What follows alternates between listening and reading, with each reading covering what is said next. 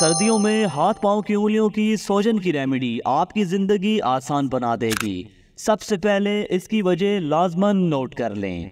दिल से दूर जिस्म के हिस्सों में खून की गर्दिश सुस्त हो जाती है।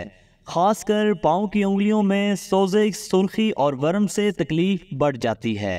रेमेडी के अज़ा और तरीक़े इस्तेमाल नोट करें। 2 किलो पानी में नीम के 10 अदद पत्ते और 3 चम्मच नमक को अच्छी तरह उबालें। अब इसी नीम गर्म पानी में 5 से 10 मिनट तक अपने हाथ और पाँव डुबोकर रखें।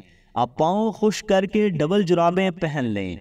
2 से 3 दिन में आपके हाथ और पाँव मुकम्मल तौर पर ठीक हो जाएंगे।